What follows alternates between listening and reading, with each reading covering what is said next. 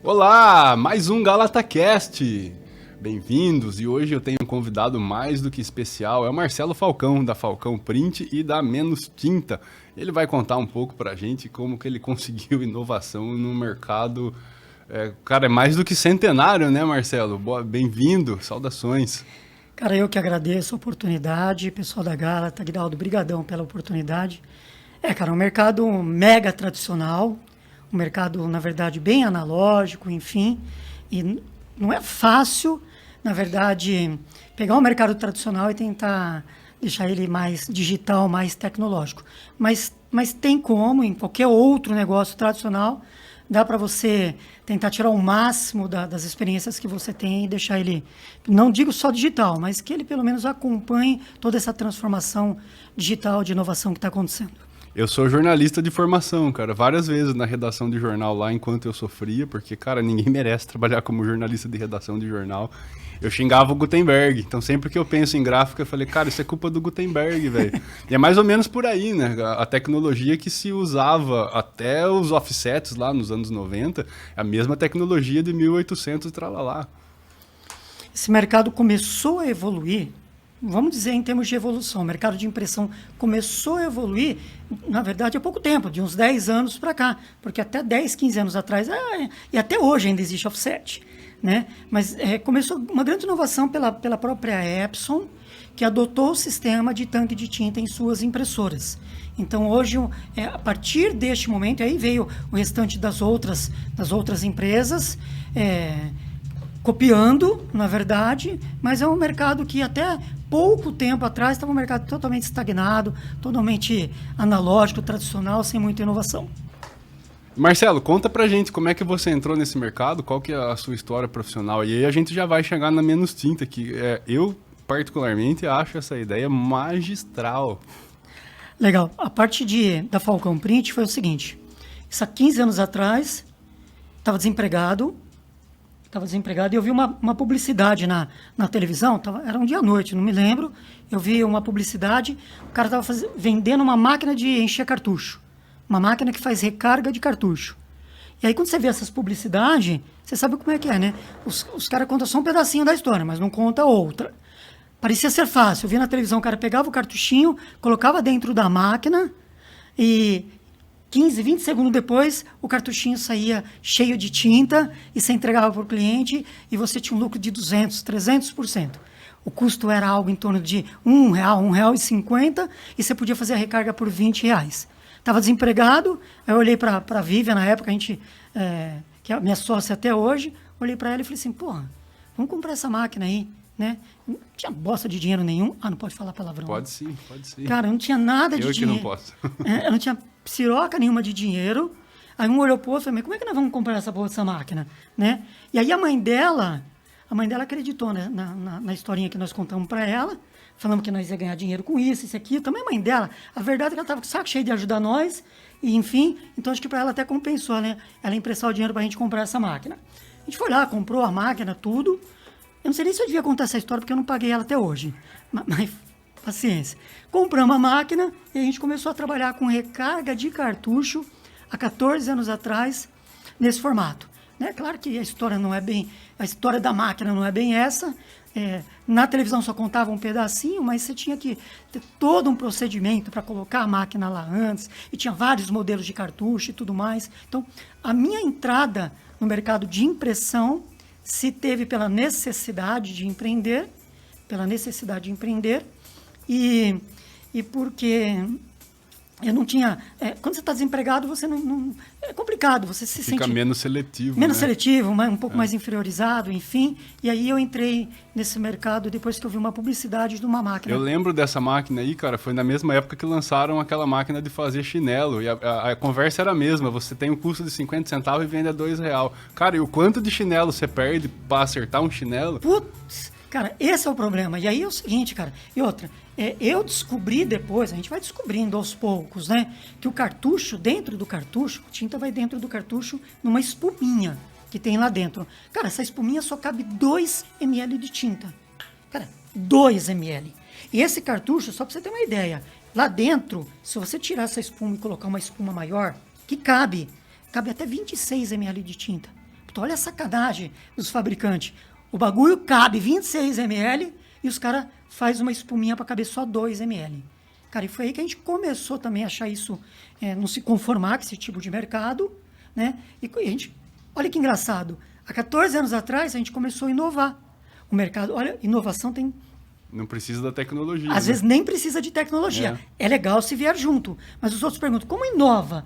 A gente percebeu ali, né, um gapzinho ali que podia melhorar, se diferenciar dos concorrentes, e a gente já começou a fazer isso, abrir cartucho, trocar espuma, colocar uma espuma maior, colocar mais tinta, e aí, é óbvio, o cliente vai demorar mais vezes, mais tempo para vir, fato. Só que, em compensação, você fideliza ele. Ele, de forma alguma, vai tentar encontrar uma outra empresa para atender ele na mesma qualidade que a sua. Então, a gente começou a ganhar na quantidade. E não no tempo. Assim nasceu a Falcão Print. Cara, e assim nasceu a Que Falcão legal. Print. Você não tinha nada a ver com essa história de impressora, impressão, essas coisas. Absolutamente nada. Pra você ter uma ideia, eu vim do mercado financeiro. Eu comecei a trabalhar com 13 anos. 13, na minha época podia. Né? Hoje é capaz de ser preso, né? Sim. 13 anos. E eu trabalhei em banco. A vida inteira, a minha parte profissional foi financeira. Trabalhei em banco, seguradora, toda essa parte financeira, enfim. Mas daí teve uma época que eu fiquei... eu montei uma financeira na época, quebrei, não soube administrar, enfim. Quebrei e fiquei desempregado, sem dinheiro. E aí foi quando a gente viu essa máquina e a mãe da Vivian emprestou dinheiro. Nossa, o mercado financeiro ninguém merece. Que nos perdoem ali os profissionais de finanças. Mas, cara, ninguém merece, velho. Um troço estressante. Estressante. Meu Deus. Estressante. Então, e a gente se encontrou nesse mercado de impressão. Começamos a se apaixonar pelo negócio. Gostamos, a gente encontrou esses diferenciais também, perto dos nossos concorrentes, e a Falcon Print é o que é hoje. Para você ter uma ideia, hoje ela e não sou eu quem digo, isso é o Google, você dá um Google. A gente é a assistência técnica mais bem avaliada pelo Google e Facebook no interior de São Paulo inteiro. Que legal. E você citou aí a questão da inovação, né, cara? E a gente fala, inovação é a palavra que está muito em alta hoje, junto com outras palavras, né? A startup é uma delas. E muita gente associa erroneamente, aliás, a inovação à presença de tecnologia, mas não, inovação consiste em você encontrar um problema, parar de fazer do jeito que gera o problema e começar a fazer de um jeito diferente. Foi assim que você fez com as espuminhas lá atrás, muito antes da internet se massificar, vamos dizer assim. Cara, naquela época eu fazia anúncio em grupos de Orkut, essas coisas. Para você ter uma ideia, 14 anos atrás eu trabalhava com Orkut. Então, é legal que a inovação venha com a tecnologia. Porque quando vem com tecnologia, você consegue escalar e tudo mais, ser mais rápido. Mas dá para inovar. Quer um exemplo inverso? Se você parar para pensar Kodak, ok? A Kodak, que vendia filmes. Para quem não sabe, talvez, ela foi a precursora. A precursora não, foi ela quem inventou a foto digital. Então, e olha que interessante, ela tinha tecnologia, mas não teve a inovação. A Kodak pensou, eu vou lançar um negócio que vai quebrar o meu negócio. Não vou. Né? Então, aí alguém lançou e quebrou o negócio. Alguém lançou e quebrou. Então foi o inverso do meu negócio. Né? Na época, eu tive a inovação sem tecnologia e a Kodak teve a tecnologia sem inovação. Né? Seria bacana se os dois caminhassem juntos, é óbvio, mas dá para trabalhar separadamente. Uhum. E você se encontrou rápido nesse mercado de impressão, Marcela? Porque é muito problema diferente para resolver, né, cara? Tem que ser mais do que apaixonado pelo problema. Não me encontrei e odiava. Eu não gostava de trabalhar nisso, porque quando eu trabalhava no mercado financeiro, eu até que ganhava bem. Né? Você fazia uma transação, vinha uma comissão gorda e tudo mais, tá? Cara, e aí eu entrei nessa bagaça para subir em cima de uma motinho, para fazer entrega de cartucho, para ganhar na época, uma recarga era R$14. Cara, eu fazia transação para ganhar 1.000, 1.500 na época, e eu andava em cima de uma motinho para ganhar 14, 15 reais. Cara, pensa num ódio mortal... Pensa num ódio mortal, tanto que no começo eu não quis trabalhar nessa bagaça. A Vivian ficou trabalhando, bom, coitada, essa se fudeu desde o começo. Ficou trabalhando desde o início e eu não. Eu fui procurar outro emprego e fazia algo paralelo, né? Quando a Falcão Print realmente começou a pagar as contas, aí eu mais que espertinho larguei outros negócios e eu fui na carona da Vivian. Olha lá, vamos aqui, tá dando certo. Tá dando certo, então eu tinha um bode expiatório lá para tocar primeiro que eu. E aí, de 0 a 10, Marcelo, o quanto você acredita essa sacada da espuminha lá de 20 ml e não de 2 ao sucesso da Falcão Print? Que para mim foi um movimento muito claro de fidelização de cliente e previsibilidade de receita e essas coisas. Cara, eu acredito 100%. Isso foi uma sacada bacana. Para você ter uma ideia, eu disse anteriormente que a gente participava de grupos de Orkut. E tinha alguns grupos de remanufaturadores de cartuchos do Brasil todo. E aí, na época, eu penso assim, pô, a gente, quando encontra algo diferente, você quer compartilhar para que outras pessoas façam iguais. E grupos teria que ter essa finalidade, um ajudar o outro, né? Não tem concorrente ali nessa área, né? Cada um estava num lugar e a gente falou, pessoal, não é que nós descobrimos, nós fomos podemos dizer de boca cheia, fomos os precursores nesse mercado em alterar. Isso hoje quase bastante gente faz. Muita gente faz, né? Mas a gente foi precursor lá atrás, há quase 14 anos atrás. E aí o pessoal do grupo falou, cara, para com isso que vocês vão passar fome. Vai quebrar. Meu, vocês vão quebrar, mano. O cara que vai todo mês, ele vai demorar 4, 5 meses para ir. Vocês vão passar fome. Cara, a gente não me lembra ao certo, a gente foi super esculhambado no grupo, isso e aquilo. Cara, hoje, quase nenhuma empresa que eu conheço de cartucho daquela época tá viva. Você vê que uma coisa tão simples, mas que resolveu um problema de um cliente. Cara, eu não me conformo até hoje de um cartucho ser muito caro e não durar nada. Não me conformo. Por isso que a gente tenta inverter tudo isso, né? Encontrar alternativa para isso. E então eu acredito sim, Geraldo, que essa sacada de trocar espuminha por uma maior, isso foi decisivo. Foi decisivo para que a gente começasse a se mexer. Pessoas, o Marcelo falou lá na cozinha quanto custa o líquido da impressora. Cara, é mais barato imprimir uma página com bola Valpolicella, né? Um vinho italiano. Um espumante bem caro, né? Quanto custa 2ml aí? Conta aí pra galera. Eu não tenho valor certo, mas dá um Google aí, pessoal. A tinta do cartucho é um dos 10 líquidos mais caros do mundo. E nem serve pra beber, né? Isso que é ruim, né? É triste. É triste, né? Então é um dos 10 líquidos mais caros do mundo, é mais caro que plasma, mais caro que o espumante, combustível, enfim. Um absurdo. E tem as propriedades poluentes também. Né? É algo com o que a gente tem que tomar bastante cuidado. Muito cuidado, não só no manuseio, como o destino depois desses suprimentos, né? Uhum. E é uma pena, porque se tornou comum, se massificou de certo ponto, que é comum você catar uma folha impressa, amassar e jogar na rua, ou jogar no lixo de qualquer jeito, enfim. Se tornou algo do cotidiano das pessoas ali, sem que elas prestem atenção naquilo. Uma das preocupações, obviamente, o mundo está se tornando mais ecologicamente correto e muitas empresas fazem isso para agradar e outras fazem isso com um propósito, né? E eu falo de boca cheia, de coração aberto, a gente sempre teve esta preocupação, tanto que a gente tem um processo lá dentro da Falcão Print na verdade, de entrega reversa. Quando um cartucho, quando um toner, ele não tem mais utilidade dentro da impressora, a gente faz isso gratuitamente, onde quer que seja, ou a gente manda buscar, ou nós mesmos buscamos todos esses insumos para dar o destino correto de tudo isso. Legal. Eu vi, inclusive, criei conteúdo sobre isso e postei no blog da Zendesk, 5 tendências, enfim, do consumo moderno. As pessoas hoje, pós-pandemia, estão dispostas a gastar mais dinheiro, sim, se elas encontrarem uma empresa que faça, que divulgue, né, que deixe claro que ela tem um viés ecológico. Então, essa consciência de cuidado com o planeta, ela está ganhando força ali, está virando uma tendência de consumo. Está virando tendência e, com certeza, essas pessoas vão buscar empresas que têm esse viés, que têm uma política ecologicamente correta. Legal. Eu comparo, e agora a gente vai entrar na história da Menos Tinta, que é curiosíssima. Eu comparo isso às cervejas. A língua humana só reconhece sem IBU, SBU, UBU, eu não lembro. Os cervejeiros aí me ajudem. É um fator que a galera coloca na cerveja para dar mais ou menos amargor. Então, a língua humana não reconhece mais de 100. Tem muita cerveja com 105, 110. Por quê? Marketing. Fala, pô, essa é amarga mesmo. Então, se colocar 105, 150, cara, dá na mesma. Mas eles usam isso como marketing. E eu vejo muito isso, eu comparo muito isso, eu acho muito parecido com a história dos pixels, né? O olho humano vai enxergar lá uma quantidade de pixels, só que as fabricantes de impressora aumentaram a quantidade de pixels, fingindo, né, dizendo que era para dar qualidade na impressão, mas que era, de certa forma, desnecessário. O olho humano não ia identificar aquela quantidade de pixels. E nessa conta de pixels nasceu a Menos Print. Conta aí para nós. Cara, é o seguinte, chegou um momento que todo mundo falava que as empresas precisam inovar, precisam encontrar tecnologia para sobreviver, porque senão você ia morrer, ia fechar as portas, isso e aquilo. E aí eu fiquei super preocupado com isso, porque eu sou um tiozinho, eu tenho 50 anos de idade.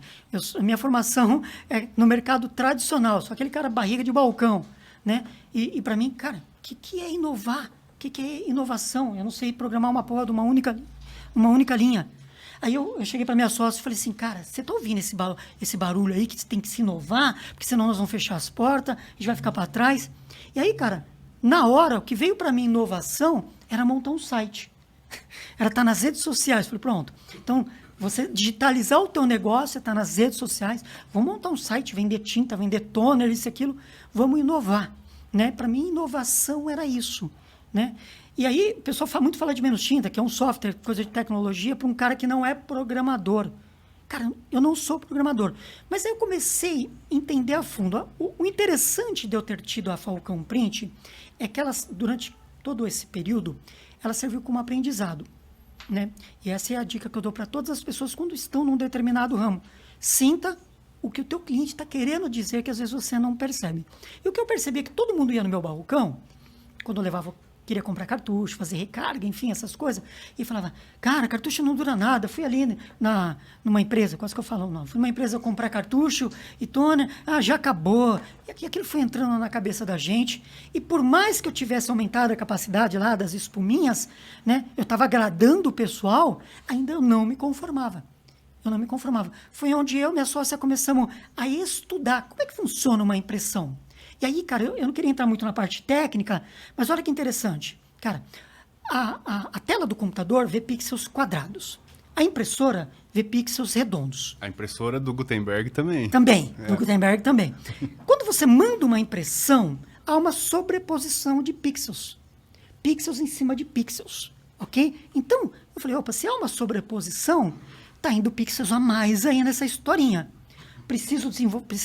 Poderíamos desenvolver um software, né, que na verdade fizesse uma optimização desses pixels e fosse menos impressão, ok?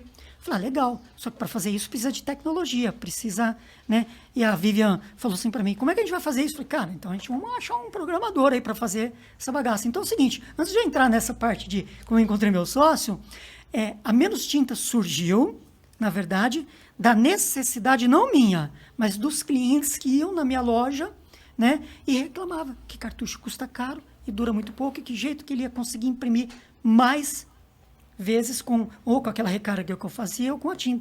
Então, tudo começou com você perdendo o sono para o cliente imprimir mais com menos tinta. Com menos tinta, né?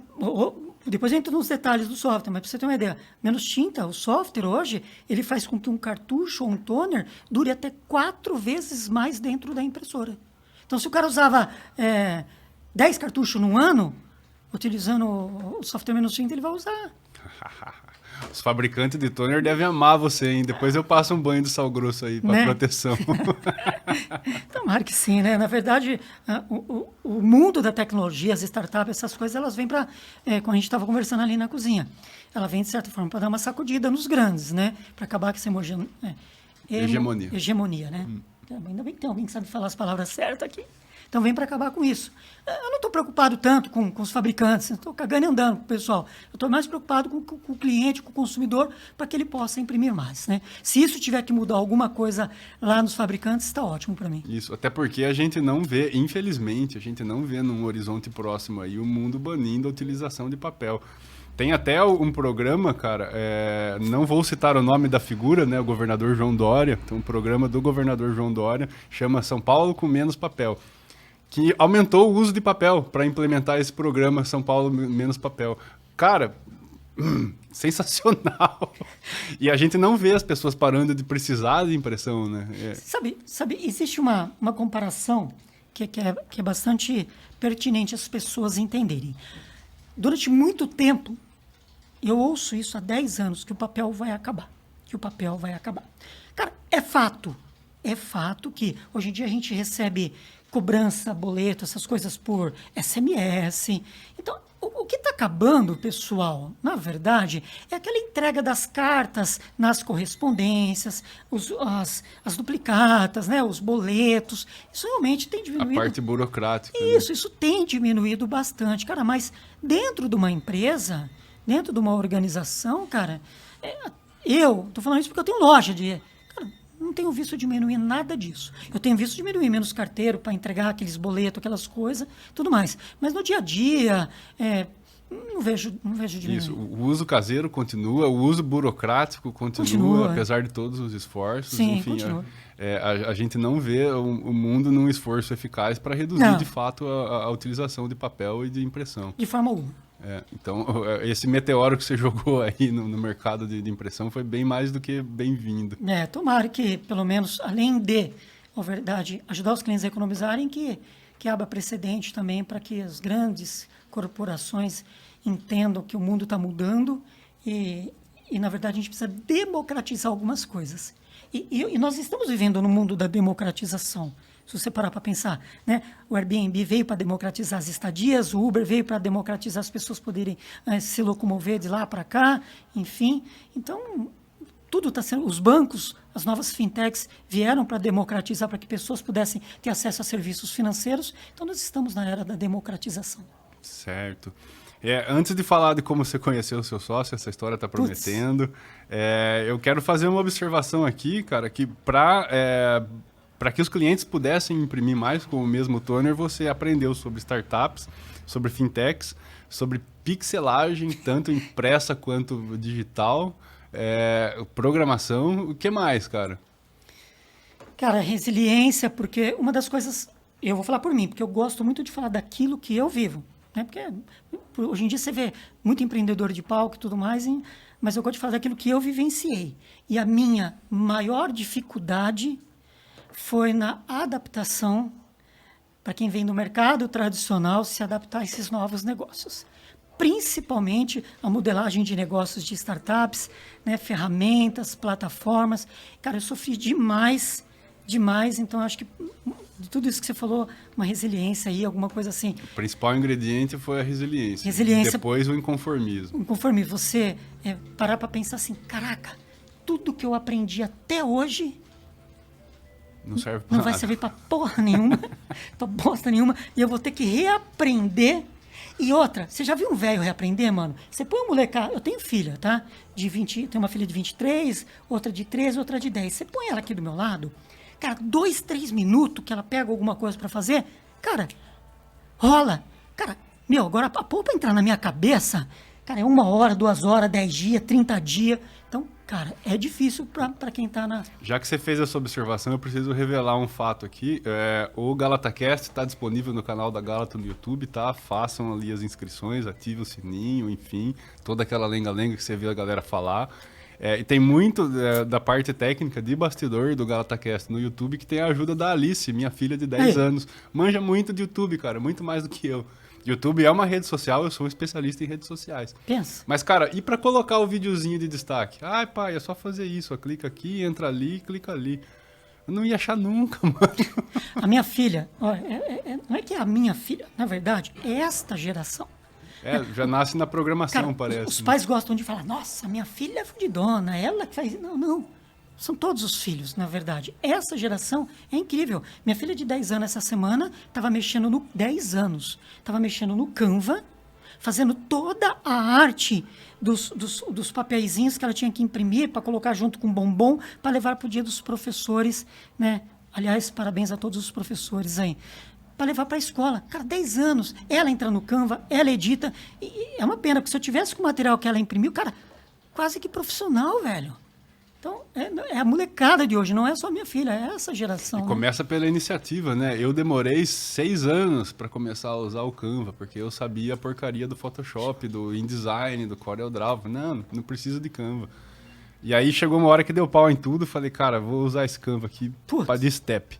A hora que eu usei e vi o negócio, falei, cara, olha que legal isso aqui, velho. Quer dizer, 6 anos que eu perdi ali que podia estar usando o Canva muito antes. E nós estávamos falando agora há pouco sobre a democratização das coisas. Tá aí, ó, é mais uma startup, mais um negócio que veio para democratizar, porque existe a democratização financeira, a democratização de acesso. E o Canva, ele veio para isso, né? Não estou ganhando nada com isso, mas enfim, ele veio para democratizar o acesso, as pessoas fazerem arte. Não é qualquer um que sabe mexer como você no Photoshop, CorelDRAW, essas coisas todas. E o Canva veio com essa democratização. Eu não abro o Photoshop faz quase um ano. Então, aliás, não usem o Canva, tá? Gastem lá $3.000 no pacote Adobe. Vai dar certo sim. Vendo? Vai dar certo sim. É isso que a gente está falando. Marcelão, fala aí o seu sócio, pelo que eu entendi, é o programador. Fala aí como é que você conheceu o cara e como que a Menos Tinta começou a ganhar corpo. E depois você vai falar o que aconteceu com você aqui. Vocês vão descobrir que nós estamos aqui com uma celebridade do empreendedorismo. Imagina. Cara, aí é o seguinte, tive uma ideia. Falei, vamos fazer um software que faz isso e aquilo e blá, blá, blá. Comecei a pesquisar no mercado. Existe software disso? Né? Cara, um dos erros da molecada hoje em dia, quando ele monta uma startup, ele fala, o meu negócio não tem concorrente, não existe. Cara, isso é uma balela. O dia que o cara falar um negócio desse, ele já perdeu metade do pitch dele, todo mundo vira as costas e vai embora. E aí eu descobri que tinha um software no Japão que fazia mais ou menos semelhante, né? E aí eu tentei até ter contato com esses caras para trazer para cá, para a América do Sul, enfim, não tive nem resposta nenhuma, enfim, mas beleza, não tive resposta, pensei comigo, vou fazer igual e melhor ainda, né? E aí eu descobri dois, e um em Israel. Cara, faz sentido. Japão, porque a maioria das fabricantes de impressoras são no Japão. Israel, porque é uma puta de uma cidade tecnológica, enfim. E aí, cara, eu não tive sucesso em trazer esses softwares aqui para o Brasil. Porque até então, por que eu vou precisar programar, sendo que já tem algo pronto e a gente vai melhorando, né? Mas eu não tive sucesso. Cara, eu não tive sucesso, então vamos lá. Skin the game, vamos fazer o nosso. Aí eu enchi meu peitinho de pomba para falar, vamos fazer o software. Cara, eu malemar sei digitar no Word. Né? Malemar sei fazer um PowerPoint. Né? E aí a Vivian falou assim, tá, e você vai programar como, né? Porque se deve existir uma programação, isso e aquilo. Falei, cara, então eu vou pagar para uma empresa fazer o software, né? Como se eu estivesse rasgando dinheiro, como se eu tivesse dinheiro para contratar uma empresa. E aí, cara, quando eu tive essa ideia, Iraldo, sabe o que eu descobri? Eu pesquisando na internet, software, eu descobri que essa minha ideia se chamava startup. Cara, eu nem sabia o que era essa palavra, nunca tinha ouvido falar. Que ano que foi isso? Cara, isso foi quando eu estava pesquisando. Eu montei a Menos Tinta bem depois, tá? Nós estamos em 2021, há uns 3, 4 anos atrás. 2018, 17. 18. Claro que as startups já existiam aqui no Brasil desde 2012, 2013. Mas para mim, cara, assim... É outro nicho. Outro mundo, outro mundo para mim. Isso em 2019, mais ou menos. Startup, o que é isso, cara? Aí eu comecei a pesquisar. Aí eu falei, porra, essa ideia que eu tenho se chama startup, né? É um software que eu posso vendê-lo, né? Em quantidade, né? Posso vender no Brasil todo, no mundo todo, enfim, isso, aquilo. E bacana, cara, as pessoas podem comprar pela internet, não precisa vir na minha loja, eu não preciso ter loja no mundo. E comecei a estudar. Self-service, né? Você não vai falar com todo mundo para vender. Com todo mundo para vender, enfim, aí eu comecei a cair de cabeça. Mas eu caí de cabeça mesmo. E a ponto de eu ir para São Paulo quase uma vez por semana, porque em São Paulo, que na verdade tinha todos esses cursos, esses eventos, né? Tudo isso, aquilo. E aí, cara, eu caí de cabeça. E eu sou muito focado. Quando eu pego algo para fazer, posso não ser programador, mas aí eu caí de cabeça nesse mundo das startups. E aí, cara, eu aprendi que uma startup, o teu core principal é a tecnologia, então não faz sentido você terceirizar. Então aquela ideia que eu tinha de mandar uma empresa fazer o software para mim, já tinha caído por terra. Até porque o cara faz o software para você, patenteia e vende para outro depois. Pronto. Né? Não sei se... Sem falar que você ia gastar bem uns 100 conto ali. Por aí, eu cheguei até a cotar, era daí para mais. Aí, uma que eu não tinha também esse dinheiro, né? Enfim, tinha que vender quase tudo para... Aí eu falei assim, cara, e também não dá. Porque no mundo das startups, você não pode terceirizar o que é o teu negócio principal, que é a tecnologia. E aí eu falei assim, e aí eles falavam assim nos treinamentos, você tem que trazer um sócio. Cara, eu tinha ódio de sócio, porque quando eu quebrei na financeira, eu quebrei com um sócio. E aí eu tinha jurado para mim que eu nunca mais ia ter sócio na minha vida. Nunca mais ter sócio. Mas não tinha jeito, eu estava tão empolgado em fazer isso acontecer aqui no Brasil, que eu falei, vou precisar procurar um cara que saiba programar. E aí, o que eu fiz, cara? Eu coloquei anúncio na internet, nesses sites que pessoas... Eu estou buscando um serviço e a pessoa tem a oferecer tipo na parte... 20 pila, né? É um mercado 99 livre. freela. Mercado livre de prestador de serviço. Prestador de serviço de tecnologia. E aí eu coloquei, cara, e aí eu comecei a entrevistar mais de... Cara, eu entrevistei mais de 100 pessoas, tranquilo. E aí, Teve uma pessoa que chegou para mim e falou, e uns que falavam que fazia isso, outros não sabia, porque eles queriam exemplo do que tinha. E não tinha muito exemplo desse software. Aí teve um cara que falou assim para mim, olha, eu nunca fiz um software desse, mas eu posso tentar. Eu sou programador de máquina, porque meu software é programação de máquina, né? Eu sou programador de máquina, experiência, 25 anos no mercado, blá, blá, blá. Então, eu nem dei muita conta no que ele falou, 25 anos de experiência, né? E aí, cara, quando eu ia nesses treinamentos, Guiraldo, sabe o que eu olhava? Esse treinamento de startup, tudo aquela molecadinha nerd, aqueles óculos fundo de garrafa, sabe esses nerd? Eu falava, porra, cara... Os cara com roupa de Star Wars. Roupa de Star Wars, você não faz, isso não fala, cara, porque eu sou... Pra quem me conhece, eu sou um maior colecionador de coisas de Star Wars. Então, cara, eu via essa molecada e eu falava, cara, eu quero um moleque desse na minha vida. Porque eu já tô meio cansadão, 47 anos, 48 eu tinha na época, né? Puta, imagina um nerdzinho, cara, 19, 20 anos programando, e esse cara me ajuda, já dá um gás em mim também, porque eu já tô o pó da bagaça e tal. Eu quero um nerd, um molecão para me ajudar, né? E aí, cara, eu comecei a entrevistar todo mundo e tal, e aí esse cara falou assim para mim, cara, eu posso tentar fazer.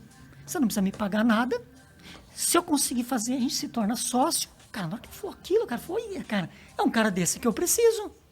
Né? Hoje você vê muito falar em Vest, Cliff, que são contratos que você faz com sócio para startup, né? E na época eu nem sabia o que era isso, eu aprendi isso depois. Eu falei, legal, cara, vou ter um sócio que se der certo o que ele vai fazer para mim, aí ele entra no negócio. E aí é o seguinte, eu falei para ele, maravilha, gostei, como é que a gente pode conversar? Né? Eu estava aqui em Bauru, ele falou assim, eu sou de São Paulo. Eu falei, você é de São Paulo? Beleza, toda semana eu estou em São Paulo. Ele falou, não, cara, eu sou de São Paulo, mas a minha namorada é de Bauru. Eu falei, não é possível. Minha namorada é de Bauru e ela me deu um ultimato para mim ir para Bauru, porque se eu não for para Bauru, ela vai terminar comigo e vai dar um ultimato. Guiraldo, na hora que ele falou isso, eu falei, nossa, que da hora. É moleque, tá fazendo cagada. Já mandou uma caixa de cerveja pra menina. Mano, certeza que é um moleque, porque tá fazendo cagada. Largar São Paulo para vir atrás de mulher no interior de São Paulo. Cara, é moleque. Então é desses que eu quero mesmo, um molecão. E aí, cara... Nós marcamos de nos encontrar. Eu não me lembro se foi num café. E aí foi muito engraçadinho, que parecia aqueles encontros de... Sabe quando você vai naquele site de namorinho, que você não conhece a pessoa, mas aí você tá no barzinho e fica olhando. Ah, entra um, não é? Parecia aquelas...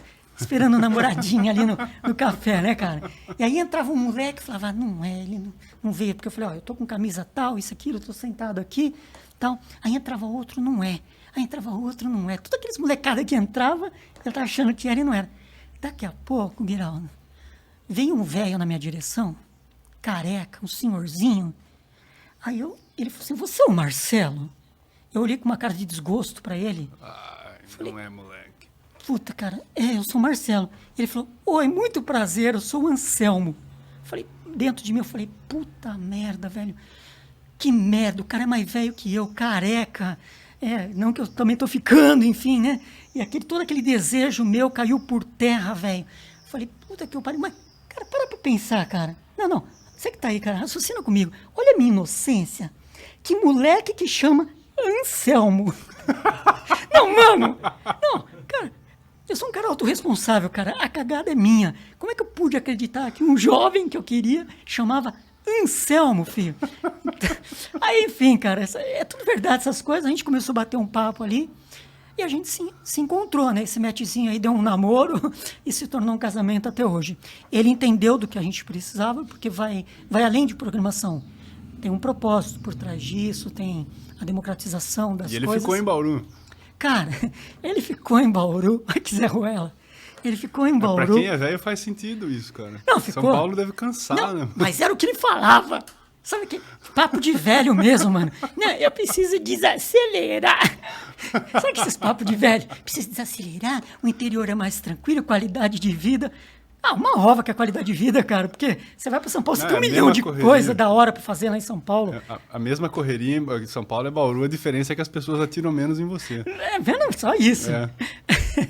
Então, cara, e aí a gente se encontrou ali, ele entendeu tudo isso, começamos a programar e a gente tá casado, modo de dizer, né? Namorinho virou casamento, a gente tá casado até hoje. E ele tá com a namorada ou não? Não, então, pra você ver, é velho, mas tem papel de moleque. Acho que levou um pé na bunda. Já era. Já era. A função da mulher era trazer o cara pra cá. Cara, então era...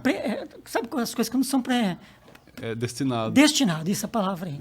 Eu sou rei de esquecer palavra, né? Sensacional, cara. Cara, e aí, cara, ele ficou aqui por um bom tempo e a nossa startup teve o privilégio de ser escolhida pelo Sebrae na época. A gente foi acelerado pelo Sebrae, depois uma aceleradora, uma das maiores ventures builder da América Latina, escolheu a gente para ser acelerado também. Ele estava tudo aqui nessa época. Hoje ele fica lá em São Paulo. Não há hoje em dia, com tudo isso, não há mais a necessidade. Pode ficar em qualquer lugar. Não há necessidade de nada disso. E fala pra gente aí como é que foi um susto pra você, o tamanho da repercussão que deu isso, Marcelo. Começou com você precisando resolver o problema do toner dos cartuchos lá. Que eu imagino que imediatamente, assim que funcionou o software, você deve ter conseguido. Essa repercussão que veio atrás, esse pequeno meteoro que caiu ali no setor de impressão, foi um susto para você? Cara, foi um susto. E olha que interessante, você falou o negócio do software funcionando. Quando nós terminamos ele, coincidiu de eu fazer uma apresentação na Feira do Empreendedor em São Paulo. Cara, acho que eu nunca contei essa história, hein? Essa eu nunca contei, sério. Eu sei que nós fomos... Gostamos de primeira mão. Primeira mão, cara, essa é a primeira mão. A gente foi acelerado pelo Sebrae, cara. Na verdade, o Sebrae foi o nosso paizão. Cara, quem tem uma ideia, cara, quem está querendo desenvolver algo, cara, procura o Sebrae. O Sebrae foi, cara, a porta de entrada para o nosso negócio dar certo. Então, a gente deve muito ao Sebrae. Eu sempre, em qualquer live, qualquer coisa que eu for convidado, eu tenho um compromisso de falar do Sebrae. Então, cara, e aí o Sebrae abriu as portas para nós. O Sebrae deu visibilidade do negócio. E aí, logo quando nós terminamos a feira, a aceleração lá no Sebrae, que demorou 4 meses, a gente ficou 4 meses enfurnado lá no Sebrae, o Sebrae ensinou tudo para nós, enfim, como é que funcionava uma startup e tudo mais. A gente foi convidado a apresentar na Feira do Empreendedor em São Paulo, a maior feira da América Latina, para quem não sabe. Feira do Empreendedor. Passava 200 mil pessoas por dia nessa feira. Então imagina a visibilidade de um negócio de graça. De graça. As pessoas pagam milhões para ter um stand na feira. Guiraldo, a gente estava ali de graça. Só que o software não estava funcionando, gente. O software estava com 232 bilhões de bug. E ele não estava funcionando. Tá? E o meu software funciona assim. Quando alguém dá um Ctrl+P, arquivo, imprimir, de vez de abrir a caixa de diálogo lá do Windows, abre o menos tinta. Ele abre o menos tinta no lugar do Windows. E aí o cliente visualiza o documento e ele tem uma barra de rolagem que ele pode escolher o quanto que ele quer economizar, que vai de 0 até 75%. Ele pode escolher. O documento começa a ficar um pouquinho mais opaco, conforme a porcentagem que você quer economizar, mas 100% visível. Dá até para ir na lotérica pagar boleto, tranquilo. Né? E aquela porra toda que nós fomos para a feira e estava na publicidade, estava na propaganda, software que economiza. Pergunta se estava funcionando. Não estava funcionando. Não estava funcionando nada. Nada. E aí, cara, era 5 dias antes dessa feira, 3 dias antes, 2 dias antes eu tive uma ideia à noite. Tava a Vívia comigo. Como é que você vai fazer, Marcelo? Você vai se queimar para 1 milhão de pessoas. Porque 200 mil pessoas por dia, 5 dias de feira, 1 milhão de pessoas você vai se queimar. Você pode fugir do país, né? Que você nunca mais vai empreender na tua vida. E você vai queimar o nosso negócio, a Falcão Print também, que não tem nada a ver com a bagaça, e você vai queimar ela.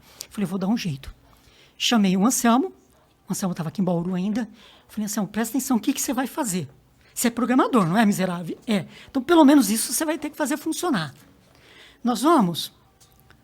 o cara vai dar um Ctrl+P. Dá para abrir o nosso software? Dá. Falei, legal. Só que é o seguinte, quando as pessoas quiserem fazer teste, ele vai fazer teste só com os nossos documentos. Eu vou escolher 4 documentos, deixar na minha área de trabalho, ele não vai ter opção de escolher outro documento. Foi tudo pensado. O cara vai ser induzido a escolher um daqueles 4 documentos. Cara, era um risco. Se ele quisesse escolher um outro documento que não estava bom, não tinha como. Fudeu. Tá, fudeu. Eu fiz ele escolher um daqueles documentos, e aí para cada documento, estava escondidinho dentro do software, ele com 10% de economia, com 20%, com 30%. Então, vamos supor que você estava com um Word, um texto.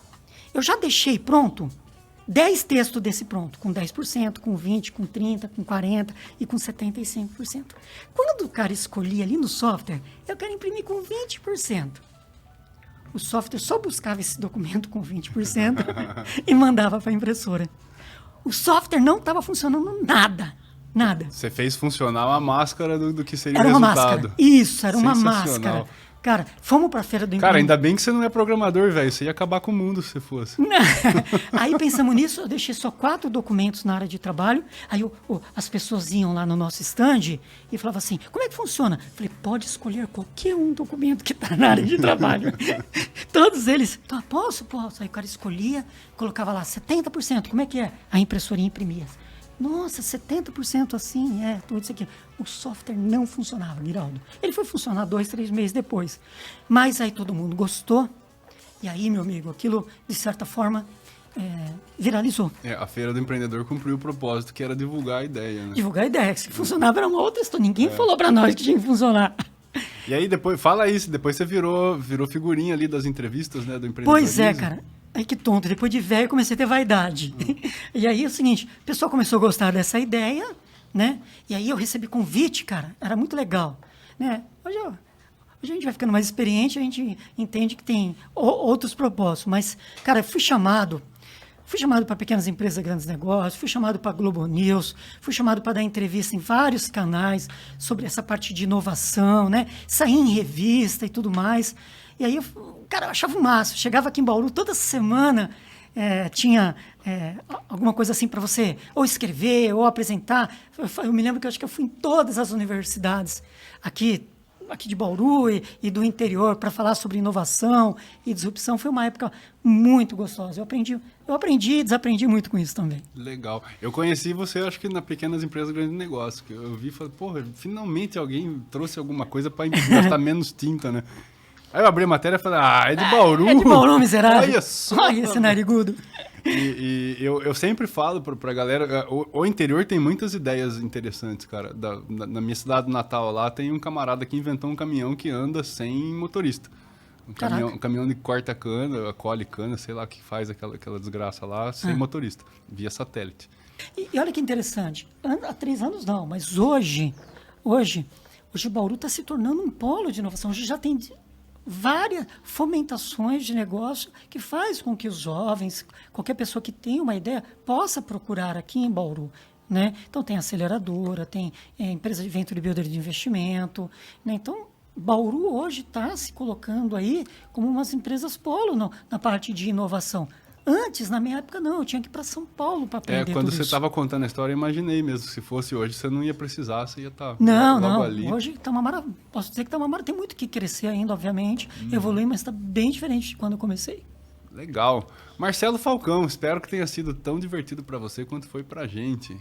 E esse foi o episódio do GalataCast de hoje. Obrigado pela sua companhia e até a próxima. Valeu, pessoal. Obrigado pelo convite. Até a próxima.